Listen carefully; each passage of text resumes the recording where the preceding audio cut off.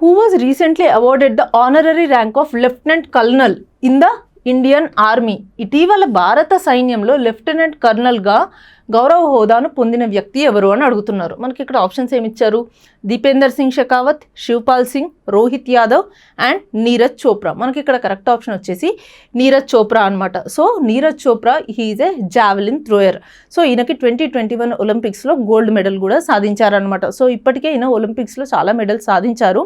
So ఈయన మన దేశానికి చేసిన సేవలకి గుర్తింపుగా మన ఇండియన్ గవర్నమెంట్ ఈయనకి లెఫ్టినెంట్ కల్నల్ ర్యాంక్ అంటే లెఫ్టినెంట్ కల్నల్ యొక్క హోదాని ఇచ్చిందనమాట.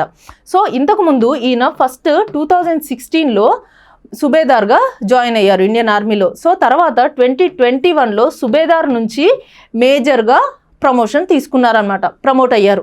సో ఇప్పుడు మేజర్ నుంచి లెఫ్టినెంట్ కల్నల్గా కూడా ప్రమోట్ అయ్యారు. సో నీరజ్ చోప్రా తను చేసిన సేవలకి మన Indian defence minister Rajnath Singh గారు లెఫ్టినెంట్ కల్నల్ యొక్క ర్యాంక్ని, ఆ హోదాని నీరజ్ చోప్రాకి ఇవ్వడం జరిగింది.